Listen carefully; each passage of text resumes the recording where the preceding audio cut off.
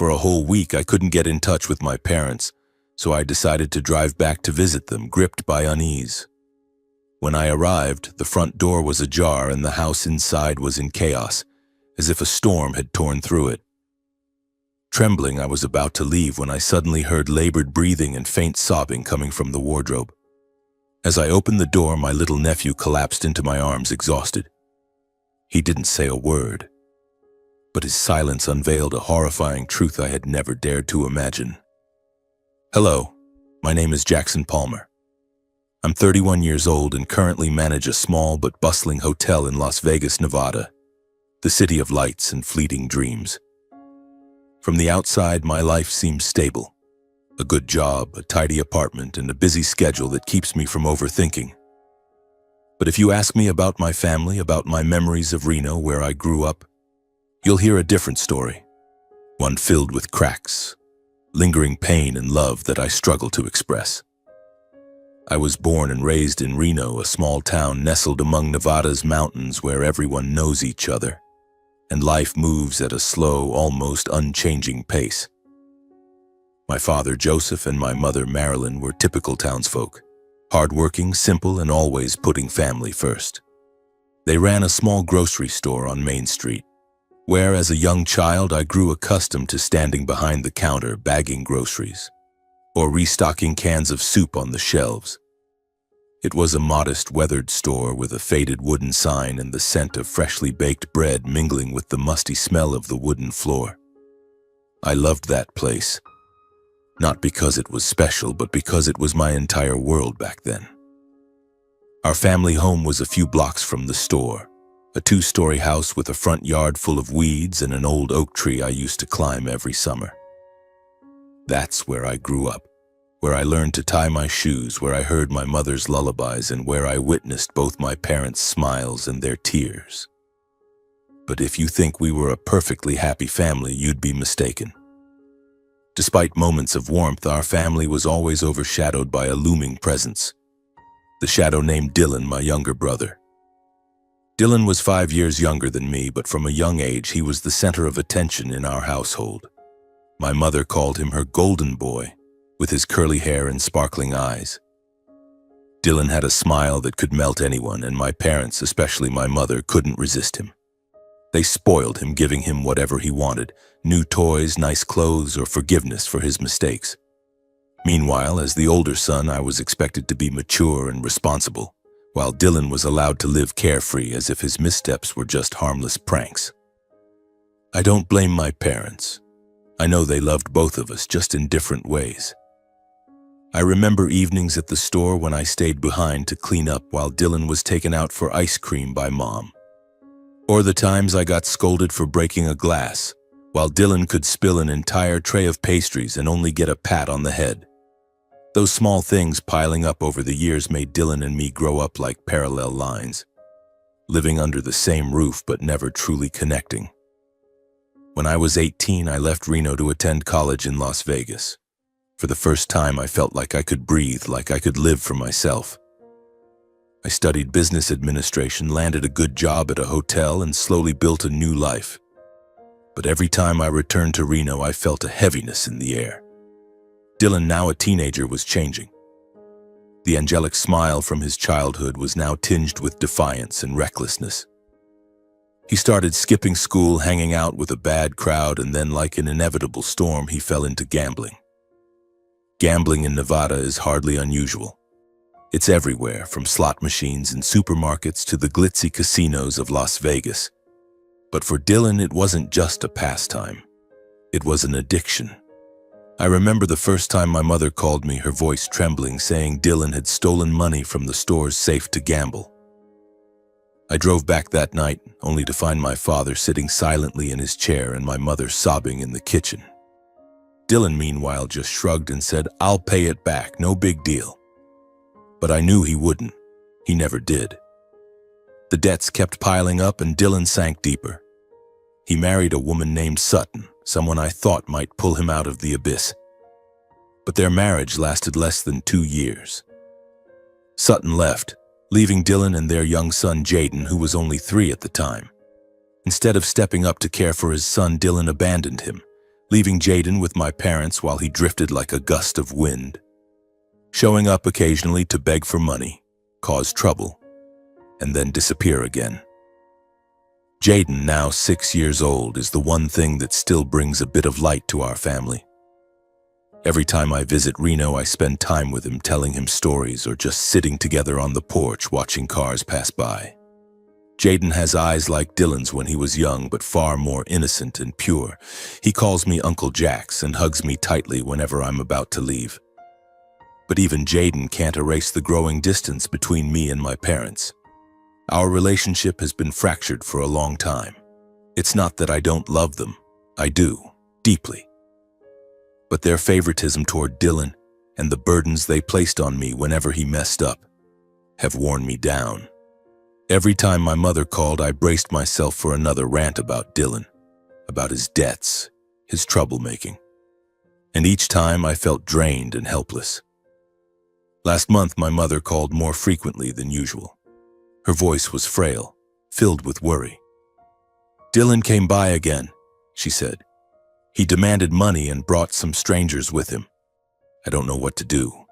I told her to call the police if Dylan caused trouble, but she just sighed. "He's my son. I can't do that." I hung up, my heart heavy. I knew she wouldn't do anything. She never did. I thought about going back to Reno, confronting Dylan, or even bringing Jaden to live with me in Las Vegas. But work swept me away, and I told myself everything would be fine, that my parents could handle it.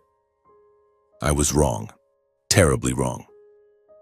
For the past week, a sense of unease has been creeping into my heart, like a cold wind blowing through the blazing summer days of Las Vegas. It started with unanswered calls. I called my mom, then my dad, but all I got was the endless ringing, as if the sound was echoing in an empty void. I sent texts one after another with simple questions. "Mom, are you okay? Dad, what are you up to? How's Jaden doing?" But my phone screen remained silent, not a single reply. At first, I reassured myself that maybe my parents were busy, maybe they were at the store, or maybe their phones had died. But as the third day passed, then the fifth, that unease was no longer a fleeting breeze. It had turned into a storm, raging in my chest. I tried not to overthink, but every night, as the neon lights of Las Vegas flickered outside my window, I found myself clutching my phone, scrolling through the unanswered messages, my heart heavy. I thought of my dad with his tall, lean frame and eyes always filled with quiet exhaustion but steadfast patience. I thought of my mom, with her gentle smile but a voice growing weaker every time she mentioned Dylan. And then I thought of Jaden, the 6-year-old with big, round eyes, probably sitting somewhere in that Reno house, clutching his worn-out teddy bear. I wondered, what's going on? Are my parents okay? My mother's calls about Dylan's incessant disruptions, showing up with strangers in tow, had left me with a gnawing sense of dread. Dylan wasn't just asking for money anymore. He had changed, becoming more aggressive, more reckless. Mom told me he'd show up at odd hours, sometimes in the middle of the night, banging on the door, yelling for money to pay off debts. Once she said he even threatened to make a big deal if they didn't comply. I wanted to race back to Reno right then, to grab Dylan by the collar and scream that he had no right to torment our parents like that. But I held myself back, telling myself I couldn't keep cleaning up my brother's messes forever. I was wrong. My biggest mistake was thinking I could stay on the sidelines, that I could let my parents face the storm named Dylan alone. By the 7th day, with still no response from my parents, a call from an unfamiliar number made my heart pound. It was Mrs. Helen, the neighbor who lived across from my parents' grocery store. Her voice was frantic, laced with worry. "Jackson, I need to tell you something. Your parents' store has been closed all week. No one's seen them. I tried calling, but no one picks up. Something's not right, Jackson." I felt the blood in my veins turn to ice. The grocery store, the place my parents had poured their lives into, had never been closed for more than 2 days, except during major holidays. For it to be shuttered for a whole week was unimaginable. I hung up, my hands trembling, trying to piece my thoughts together. Maybe my parents were sick. Maybe they went on a trip. But deep down I knew those were just excuses to soothe myself. Dylan, had he done something? Had he pushed my parents into a situation they couldn't escape? I couldn't sit still any longer. That evening I called my boss and requested emergency leave. "I need to go home, it's urgent," I said, my voice choking, though I didn't explain much. My boss, a kind but perpetually busy man, simply nodded over the phone and told me to be careful. I packed a few clothes, tossed them into a small suitcase, and before leaving my apartment, I glanced out the window, where the Las Vegas lights still twinkled, oblivious to the storm raging inside me. A 7-hour drive from Las Vegas to Reno lay ahead, and I knew this trip wasn't just about finding my parents. It was about facing everything I'd been avoiding for years. As I got into the car, started the engine, and began the journey, childhood memories flooded back, vivid as if they'd happened yesterday.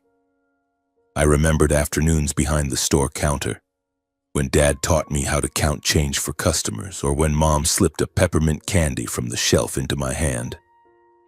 I remembered the smell of the old wooden floors, the jingle of the bell when customers walked in, and the times Dylan and I as kids played tag between the aisles, laughing until Mom pretended to scold us. But those memories, no matter how warm, couldn't ease the dread suffocating my chest. Every time the car passed through a dark stretch of road, I saw Dylan's image. Not the Dylan from back then, but the Dylan of now, with cold eyes, a harsh voice, and the threats Mom had described. I wondered, what had happened in that house? Were my parents truly okay, or was something far worse waiting for me in Reno? With every mile, my fear grew, like a stone weighing heavier on my heart. I turned on the radio, trying to find a song to drown out the silence, but no melody could overpower the whisper in my head. "Jackson, you've abandoned them for too long." I pressed the gas pedal, the car speeding toward Reno, toward the house that held both my childhood and my wounds. The 7-hour drive felt like a lifetime. When the town's welcome sign came into view, my chest tightened as if it were being squeezed. The town looked the same, with its familiar streets and houses peeking out under the moonlight. But something felt off, as if the air carried a warning. I drove straight to my parents' grocery store, a place I always thought would be lit up, filled with laughter. But when I pulled up in front of it, I could hardly believe my eyes. The store was completely shuttered. The wooden sign reading Palmer's Grocery still hung there, but it was faded and tilted, as if it too was weary from witnessing whatever had happened. Through the window, I saw only darkness, no light, no sign of life. The shelves I used to neatly stock were now swallowed by shadows. My heart raced, and I had to take deep breaths to keep from panicking. My parents would never close the store for this long. Never. Unless... I didn't dare finish the thought. I started the car again and drove toward their house a few blocks away. The familiar road that once led me through carefree summer days now seemed endless. Every street corner, every old oak tree stirred memories. Dylan and me running around, Mom calling us in for dinner from the porch, Dad reading the newspaper in his armchair. But now those memories only deepened my unease. I didn't know what I was about to face, but a bad feeling clung to me like a shadow I couldn't shake. When I pulled up to the familiar 2-story house, my heart seemed to stop. The house was pitch black, not a single light in the windows, not a sound. The front door was slightly ajar, as if someone had left in a hurry. I stepped out of the car, my legs heavy as lead, each step feeling like it was leading me toward an abyss. I called out, "Dad? Mom? Jaden?" But only the wind answered, cold and lifeless. I pushed the door open and stepped inside, and the sight before me hit like a punch to the chest. The house, once filled with laughter, the smell of Mom's freshly baked cookies and Jaden's babbling stories, was now a wreck. The furniture in the living room was toppled as if swept by a storm. The kitchen cabinet doors hung open, dishes scattered across the floor, some cups shattered into sharp fragments. A long crack ran across the wall, as if something had been slammed against it. A wooden chair, one Dad had proudly built himself, lay broken with a missing leg. Everything screamed chaos, as if the house had witnessed a battle. I stood there in the living room, feeling the blood in my veins turn to ice. "Dad? Mom?" I called again, my voice hoarse, but the thick silence enveloped me like a heavy blanket pressing down on my chest. I stepped forward, tripping over a spoon lying on the floor. Each step felt like a knife twisting in my heart because I knew no one would leave the house like this by accident. Not Dad, who always kept everything in order.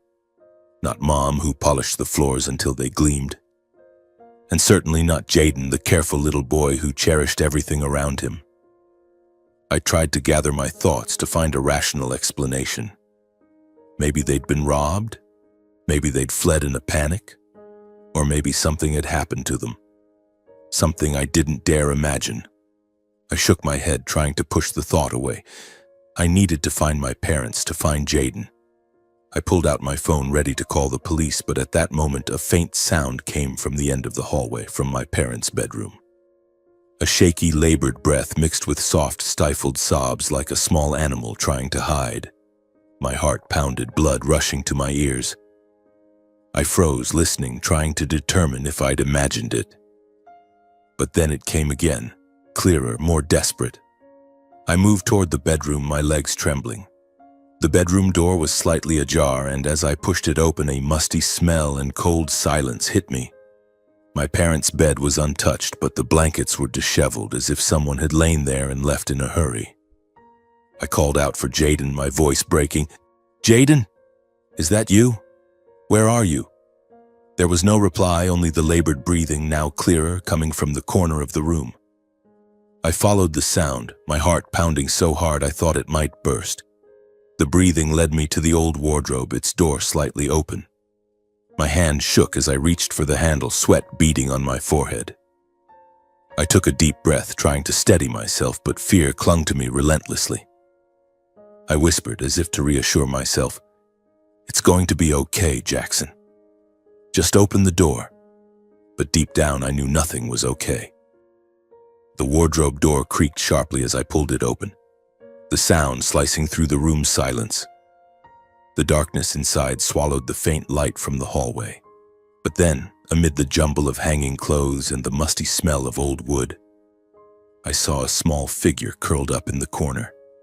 My eyes strained to adjust, and when the light finally fell on it, I froze. It was Jaden, my 6-year-old nephew, with those clear eyes I'd always cherished. But now, he was no longer the Jaden I knew. He sat huddled, clutching his tattered teddy bear, the one my mother had given him when he was a baby. His clothes were crumpled and filthy, as if he'd been wearing them for a week. His hair was matted, sticking to his forehead, and his face was gaunt and pale, as if hunger had drained the life out of him. But what shattered my heart was his eyes, red-rimmed, wide open, gleaming with a fear I'd never seen in a child. He wasn't crying loudly, just soft, choked sobs, as if he'd cried so much he had no strength left. "Jaden!" I called, my voice breaking, barely recognizable to myself. I knelt down, reaching out to touch him, but he flinched, shrinking deeper into the corner as if I were a threat. The teddy bear was clutched so tightly I feared it might tear. "Jaden, it's Uncle Jax." "You're safe now," I said, my voice trembling, trying to stay calm even though my heart was screaming. But Jaden didn't respond. He just stared at me, his panicked eyes searching for something to trust, something to hold on to. Slowly, I reached out again, gently touching his shoulder. This time he didn't pull away, but his body shook violently, like a dry leaf in a cold wind. "Buddy, what happened?" "Where are Grandma and Grandpa?" I asked, my voice catching, fighting back tears. I needed to know. I needed to understand why the house was in ruins, why my parents weren't here, and why Jaden was hiding in a wardrobe like a wounded animal. But Jaden said nothing. He just stared, his red eyes wide, and then, as if his last bit of strength had given out, he collapsed into my arms. His small body felt weightless, so frail I was afraid a tight hug might break him. I held him close, feeling his rapid breaths against my shoulder. And in that moment, a pain deeper than anything I'd ever known washed over me. This boy, my beloved nephew, had endured something horrific, and I, the one who should have protected him, hadn't been there when he needed me most. I lifted Jaden, his body limp in my arms. "It's okay, I'm here now," I whispered, unsure if I was comforting him or myself. I scanned the room again, hoping for any sign of my parents, a note, a clue, anything. But there was only silence and chaos. The house, once my sanctuary, now felt like an abandoned battlefield. I couldn't stay any longer. Jaden needed help and I had to get him out of this place. I carried him to the car, laid him on the back seat, and wrapped him in a thin blanket I found on the couch. His eyes were closed, his chest rising and falling faintly as if he were clinging to life. I jumped into the driver's seat, started the car, and sped toward the nearest hospital, my heart pounding as if it might burst. The 10-minute drive to the hospital felt like a century. I kept glancing at Jaden in the rearview mirror, terrified he might slip away completely. "Hang on, buddy," I muttered, my voice breaking. "I won't let anything happen to you." But in my mind, questions swirled like sharp blades. Where were my parents? What had happened in that house? When I pulled up to the emergency room, I practically shouted for the nurses. "Help! My nephew! He's not okay!" A team of doctors and nurses rushed over, wheeling a stretcher to the car. They gently lifted Jaden onto it, and I stood there helpless as they whisked him inside. A nurse, her eyes filled with concern but professional, asked me about Jaden's condition, but I could only shake my head, unable to answer clearly. I don't know. I just found him in a wardrobe. He hasn't said anything. Please, save him." In the emergency room, the doctors worked quickly. They hooked Jaden up to an IV, checked his heart rate, and measured his blood pressure, while I stood in the hallway watching through the small window in the door. Jaden lay there, so small and fragile, like a bird with broken wings. A doctor emerged, his face grave. "The boy is severely dehydrated and malnourished, likely from days without food or water," he said. "He's also experiencing significant psychological trauma. We'll keep him here for observation, but can you tell us anything about what happened?" I shook my head, overwhelmed by helplessness. "I don't know," I whispered. "I just got home and found him like that. But deep down, I knew I couldn't stop here." Jaden had survived, but what about my parents? The wrecked house, the signs of violence, the eerie silence. I clenched my fists, anger and pain surging like a fire. I had to go back to that house. I stood in the hospital hallway, peering through the small window on the emergency room door where Jaden lay. He looked heartbreakingly small, with IV tubes attached to his arm and his face still bearing traces of fear. The doctors said he'd be okay, but okay in this context felt like an empty word. I turned away, unable to bear the sight for another second. I had to act. I had to find my parents. I called a friend from the hotel, asking him to cover my work for a few days. "I don't know how long this will take," I said, my voice hollow. He didn't ask questions, just told me to take care of myself and promised to handle everything. I hung up, feeling like I was severing a piece of my normal life in Las Vegas to step into a nightmare with no end in sight. Back in the car, I drove to my parents' house. The Reno night was cold, and the faint moonlight cast an eerie glow on the familiar streets, making them feel alien. When I pulled up to the house, a chill ran down my spine. I stepped inside, careful not to touch anything. The house was as I'd left it. Furniture toppled, dishes shattered, the crack on the wall like a grim reminder of what had happened. I stood in the living room, breathing in the heavy air, searching for any clue, any sign to understand what had happened to my parents. I walked through each room, checking every corner but avoiding touching anything. I knew if something serious had occurred, the police would need the scene untouched. In the kitchen, I spotted a family photo frame on the floor. I looked down at the cracked glass, my heart clenching at the sight of my parents' smiles, mine, and even Dylan's from when we were kids. The photo was taken on a summer day when we were still a family before everything fell apart. I pulled out my phone, my hands trembling as I dialed 911. "I need to report a missing persons case," I said when the dispatcher's voice came through. "My parents, they're not at home. And my nephew, I found him in critical condition. The house, It's been ransacked. Please come quickly." My voice choked, each word feeling like it was being wrenched from deep inside my chest. The dispatcher asked basic questions: address, my parents' names, the state of the scene, and I answered mechanically, my mind blank. They told me to wait, that the police would be there soon. I sat on the old sofa trying to stay calm, but my hands wouldn't stop shaking. I scanned the room, desperate for any clue. My dad's jacket hung on the coat rack, but its pockets were empty. In the kitchen, a cold cup of coffee sat on the table as if Dad had left it mid-sip. Everything in the house seemed to tell a story, but I couldn't decipher what it was saying. 15 minutes later, the red and blue lights of a patrol car flashed outside, illuminating the quiet street. I heard the car stop, the sound of hurried footsteps, and then the door swung open. 3 officers stepped inside, followed by a man in plain clothes, likely a detective. "Are you the one who called, Jackson Palmer?" the man asked, his voice low and steady. I nodded, standing up, trying to keep my voice from trembling. "I'm Detective Matthew. Tell us what you know." I led them inside, showing them the scene: the broken chairs, shattered dishes, the crack on the wall. I told them about not being able to reach my parents for a week, about the neighbor's call, and about finding Jaden in the wardrobe. Each word felt like a stab, but I forced myself to keep going. Matthew took notes carefully, his eyes sharp but non-judgmental. "We'll look into everything," he said. "But first, we need to secure the scene." The officers began cordoning off the house with yellow tape, keeping anyone from getting too close. I stood on the porch watching as neighbors started to gather, their eyes a mix of curiosity and concern. Whispers floated through the crowd, and I caught fragments of their conversations. "I heard arguing last week," an elderly woman, Mrs. Carter, told an officer. "Loud shouting from inside the house. I thought it was Joseph and Marilyn arguing with someone." Another man, Mr. Thompson, chimed in.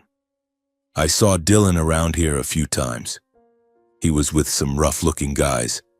Once I saw them standing outside the store like they were watching something."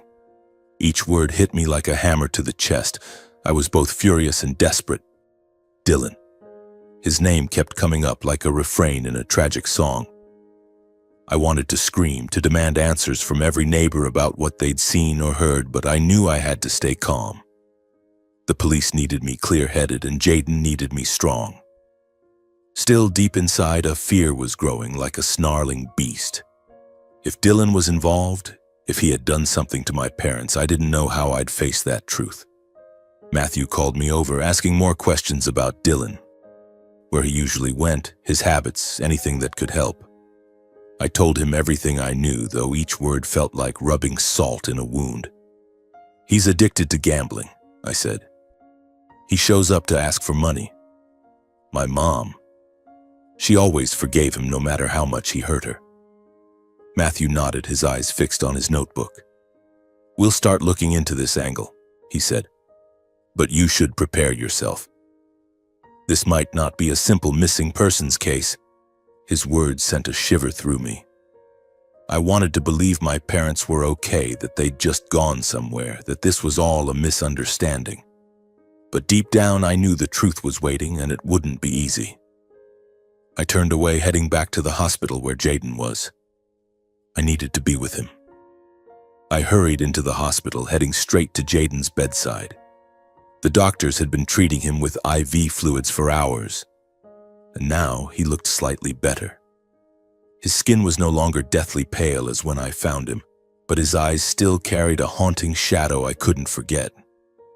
I stood by the bed watching him, my heart feeling like it was being crushed. "It's Uncle Jack's," I whispered, gently touching his hand. "You're okay now."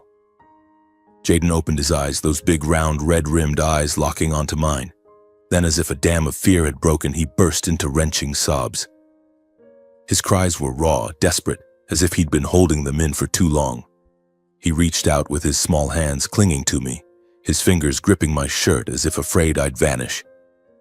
"Uncle Jack's. Don't go," he whispered, his voice trembling and faint, so fragile I had to fight not to break down with him.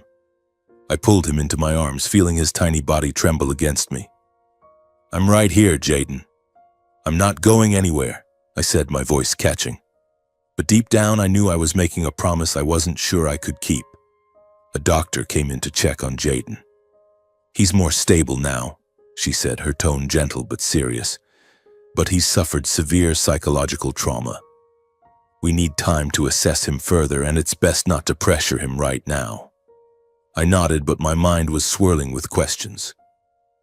Jaden knew something. He'd been in that house, had seen something. And though I didn't want to push him, I needed the truth. Detective Matthew arrived at the hospital shortly after, accompanied by a female officer whose eyes were kind but cautious. They asked me a few brief questions about Jaden's condition, then requested to speak with him. "We'll be as gentle as possible," Matthew said. "I know it's not the best time, but anything the boy can tell us might help find your parents." I looked at Jaden, still clinging to me, and felt like I was standing at a dangerous crossroads. I didn't want him to relive whatever had happened, but I also knew it was the only way to find my parents. "Jaden," I said, kneeling by the bed, keeping my voice as soft as possible, "can you help Uncle Jax a little? These people are police officers, and they want to find Grandma and Grandpa. Can you tell us what happened?" Jaden shook his head frantically, his eyes wide with fear. He clutched his teddy bear tightly as if it were his last shield. "No, I don't want to," he whispered, his voice quivering. I hugged him, letting him rest his head on my shoulder. "I'm right here, Jaden. You don't have to be scared. Just tell us what you remember, okay? I won't let anyone hurt you." I could feel his rapid breathing, and in that moment I wanted nothing more than to take him away from all this pain. But I couldn't. I needed the truth, no matter how brutal. After a few minutes of my reassurance, Jaden began to speak, his voice halting and punctuated by sobs. Dad came to the house," he whispered, and my heart seemed to stop. "Dad came with some other people. They were yelling.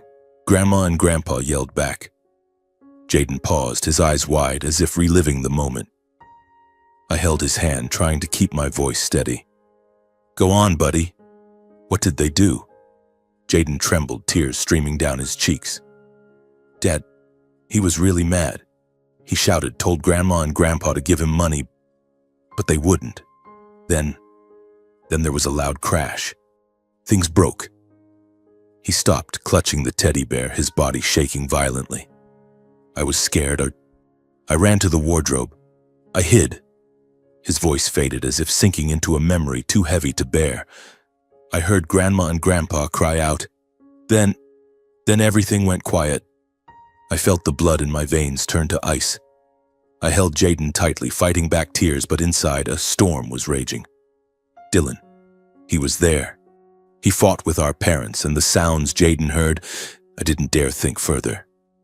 Matthew and the female officer took notes quickly, their expressions hardening. "Do you remember anything about the people with your dad?" the officer asked, her voice gentle but careful. Jaden shook his head, tears spilling again.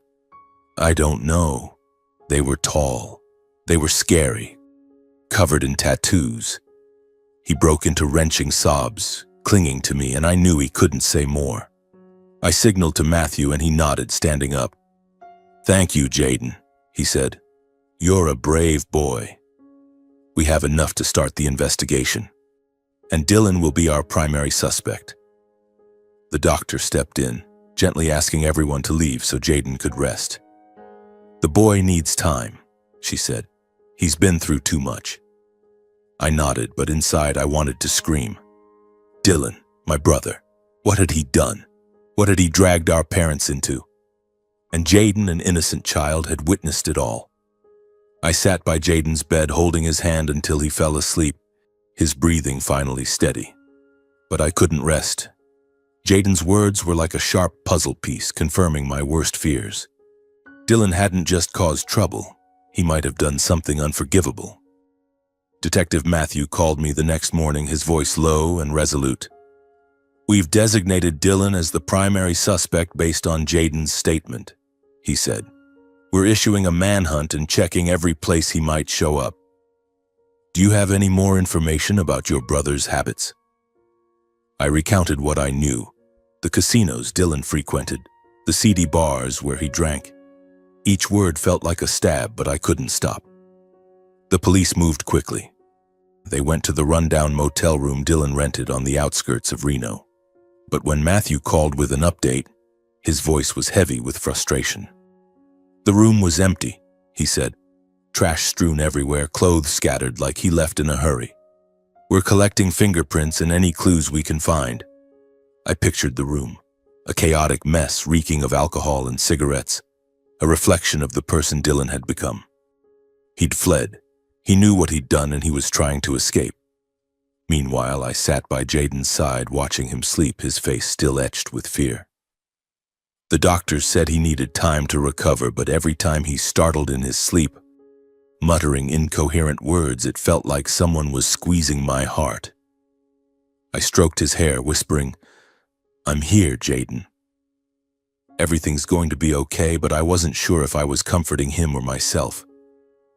The truth was, I didn't know if things would ever be okay again. The police continued to track Dylan's trail. They visited the casinos and bars in Reno where he was a regular. A bartender at the Rusty Nail told Matthew that Dylan had shown up a few days ago, frantic, downing drinks and muttering about needing money fast. He looked like he was being hunted, the bartender said. Bloodshot eyes, constantly looking over his shoulder like he was scared of someone following him. Then he left without paying for his drinks. Those details sent a chill through me. Dylan wasn't just running. He was terrified. A key lead came from a creditor named Eddie, a man the police tracked down at a small casino outside town. Eddie, with a gravelly voice and cold eyes, said Dylan owed him tens of thousands of dollars from losing streaks at the tables. He begged me for more time, Eddie told Matthew as recounted later. Said he was about to come into big money to pay it all off.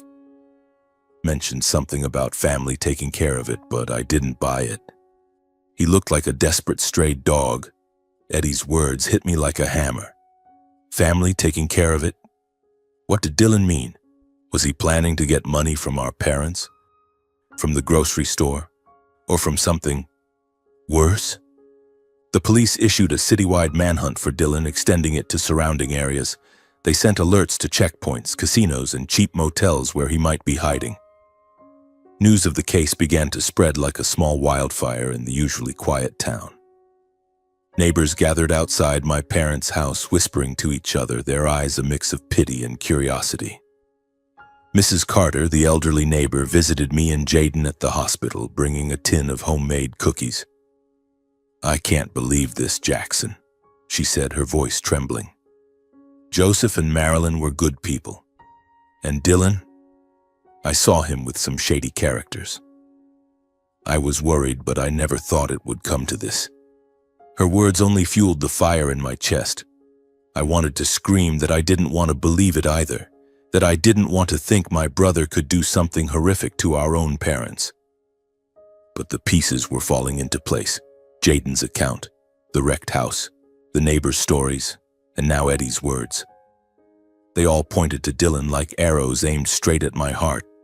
I sat by Jaden, holding his hand, feeling his small, cold fingers in my palm. He was still sleeping, but his sleep was restless. Occasionally, he mumbled words like, "Dad, don't," or "I'm scared." Each whisper cut into me like a blade. I thought about the years Dylan was coddled, defended by Mom, forgiven by Dad. I thought about the times I tried to pull him out of his mess, only for him to smirk and say, "Worry about yourself, Jax. I know how to live my life." Now his way of living had led to this: a destroyed home, a traumatized child, and our parents missing. I looked out the hospital window at the moonlight illuminating Reno's rooftops. Somewhere out there, Dylan was hiding, carrying secrets I both yearned and dreaded to uncover. I hoped the police would find him, drag him out of the shadows to face what he'd done. But at the same time, I feared that moment. When I faced Dylan, what would I see? A criminal? A brother? Or a monster who had destroyed our family? Matthew called again late that night, his voice firm but steady. "We're narrowing it down," he said. "We've got new leads from the outskirts. We'll find him soon." I nodded, though he couldn't see me. "Thank you," I said, my voice hollow. I wasn't sure if I was truly ready to face Dylan or not. The next morning, Matthew called me back to the house to review some findings from the investigation team. "We need you to confirm a few details," he said over the phone, his voice carrying an odd tone, as if he were bracing himself for something grave. I didn't ask questions, just drove over, my heart pounding in my chest. When I stepped inside, Matthew was in the living room, joined by another officer taking photos of the scene. The house remained as I remembered it. Wrecked, cold, like a wound that refused to heal. "We've done a more thorough search," Matthew said, leading me to the corner where Dad used to work. His desk, an old wooden piece scratched by time, stood there silently as if guarding a secret. "We found this in the drawer," Matthew said, handing me a faded yellow envelope, its edges worn. I took the envelope, my hands trembling. My name was scrawled across it in Dad's handwriting, a script I'd recognize anywhere. "Jackson," it read, and just seeing it sent a chill down my spine. I opened the envelope, pulling out a folded sheet of paper, the handwriting shaky as if written in panic or fear. I took a deep breath, trying to steel myself, but nothing could prepare me for what I was about to read. "Jackson, our son," the letter began. "If you're reading this, things have probably gone too far. We're sorry for everything. We were wrong, so very wrong, to let Dylan become what he is. We loved him, but we spoiled him too much, letting him grow into a selfish, broken man. We tried to fix it, but it might be too late." I stopped, feeling like I couldn't breathe. The words cut like a sharp, unrelenting knife. I knew my parents had always defended Dylan, forgiven his mistakes. But hearing them admit it in their own handwriting filled me with both pain and anger. I forced myself to read on, each line slicing deeper. "Dylan has changed, Jackson.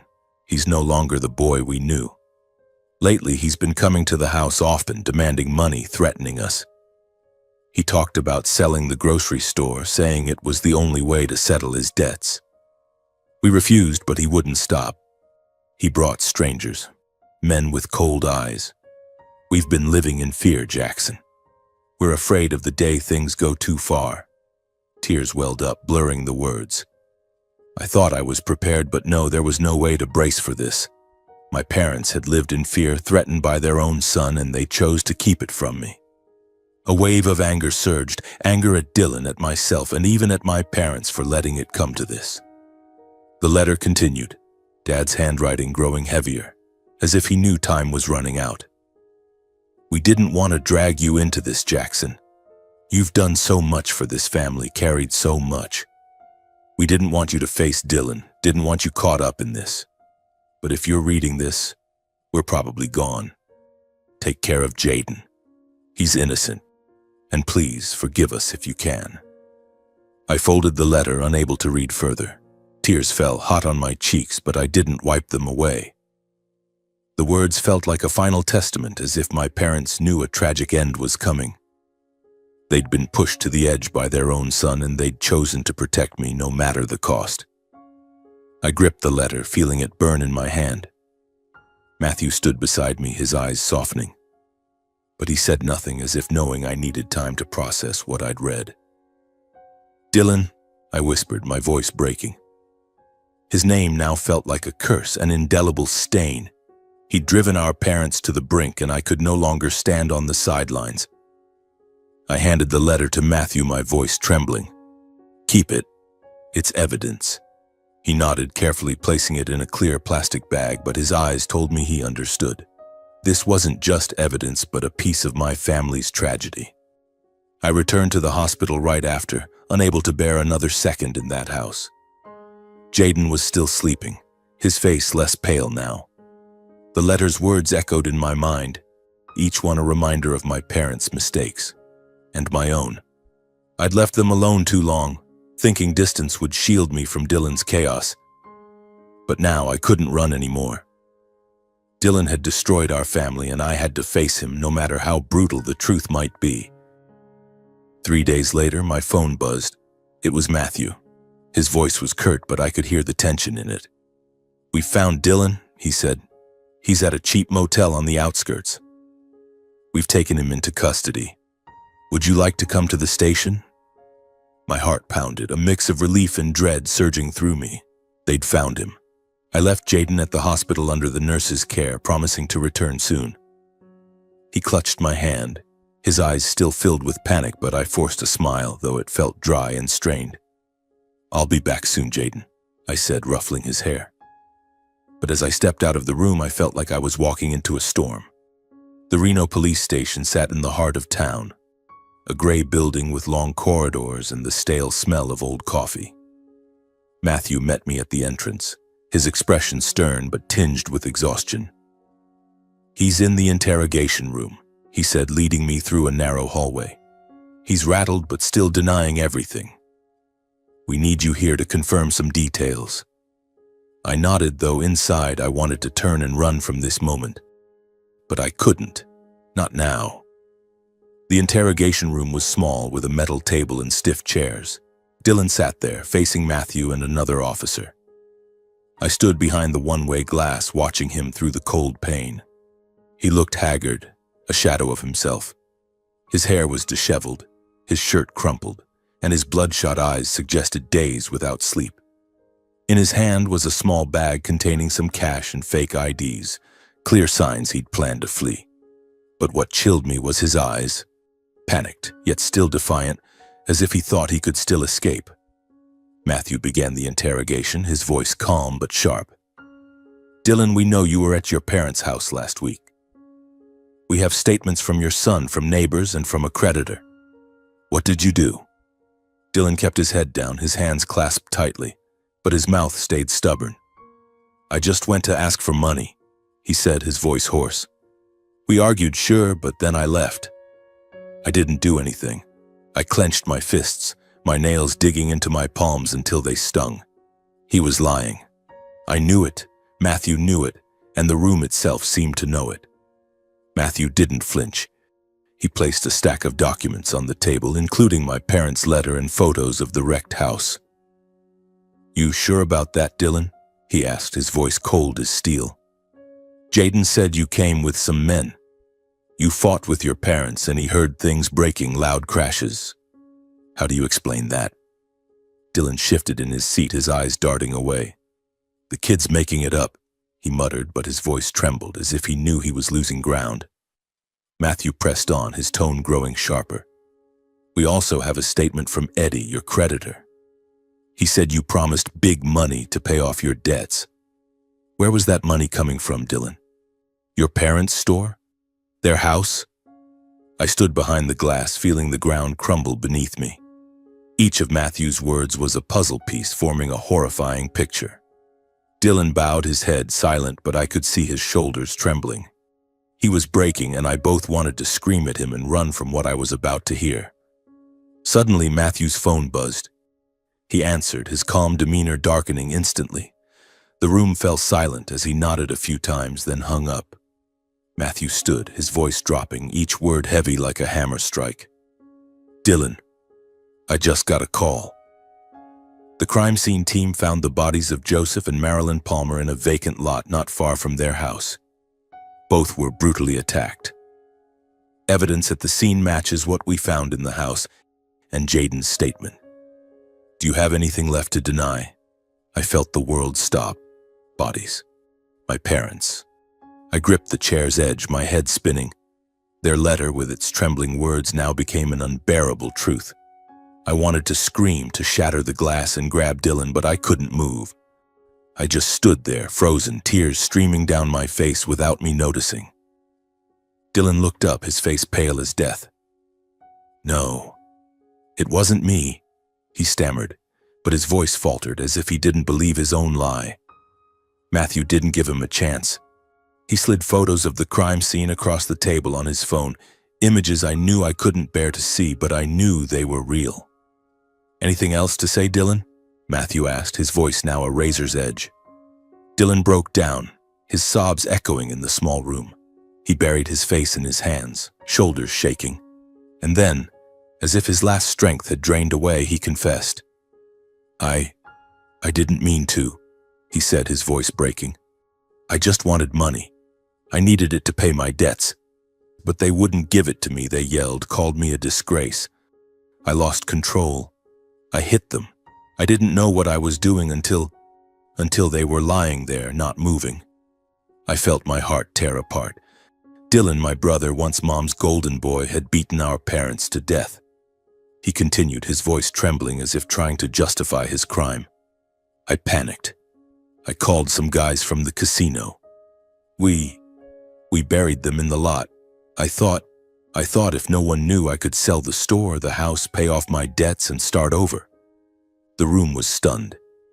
Matthew kept his face stoic, but I saw his hand tighten around his pen. The officer beside him shook her head as if unable to believe it. And I just stood there, staring at Dylan through the glass.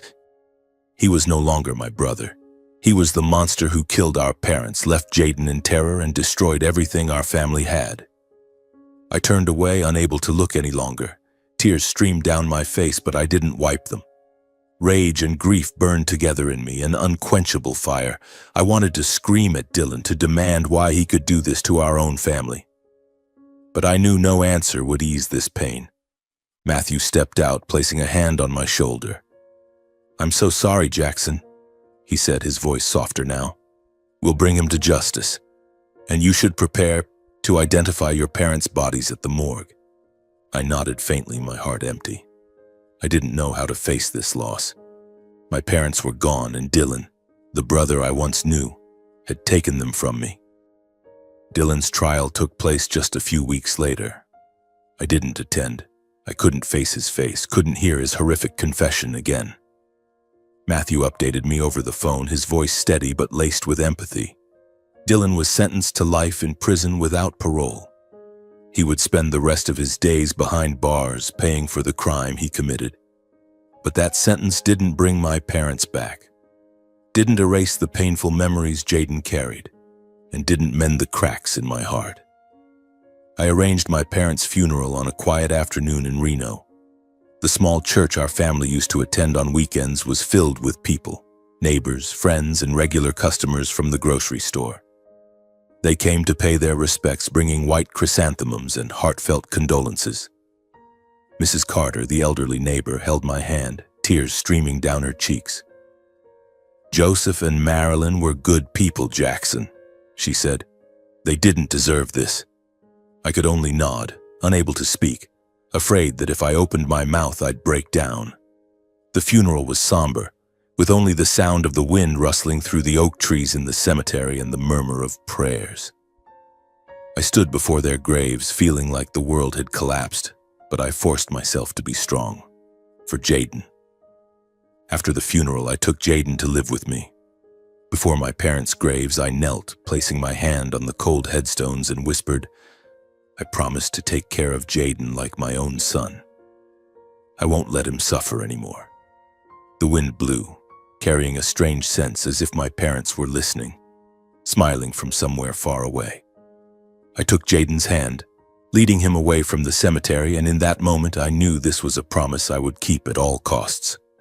The first days in Las Vegas weren't easy. Jaden was still haunted by what had happened. He woke up crying every night, calling for his grandparents. I held him close, singing the lullabies Mom used to sing, though my voice cracked with tears. "I'm here, Jaden," I whispered. "I won't leave you alone." I spent every spare moment with him, playing, telling stories, trying to bring some light back to his eyes, still shadowed by darkness. Slowly, with patience and love, Jaden began to smile again. His smiles were faint, but to me they were like sunlight breaking through a storm. I decided to sell the grocery store and the house in Reno. Those places held too many painful memories. I couldn't keep them, couldn't let those memories continue to trap us. The money from the sales wasn't much, but it was enough to start a new life for Jaden and me. I moved us into a larger apartment in Las Vegas with a room just for him, where I hung his drawings and placed his worn teddy bear on the bed. In the months that followed, as Jaden and I settled into our new rhythm, I began to reflect on my family. My parents had made mistakes, spoiling Dylan too much, letting him become selfish and broken. Their favoritism left deep wounds, not just for me, but for them and Jaden too. But I also realized that despite our family's flaws and fractures, love and responsibility were the foundation that held us together. I learned a painful lesson. Blind indulgence and neglect can push a child down a destructive path, even to tragedy. But I also believed that with love and responsibility, I could save a life, Jaden's life. One evening, as the neon lights of Las Vegas lit up the sky, I held Jaden's hand, walking him down a bustling street. He pointed at the lights, giggling at a fountain that changed colors. I looked at him, and for the first time in months, I felt a stillness in my heart. No more nightmares, no more echoes of Dylan's shouts, no more painful memories of Reno.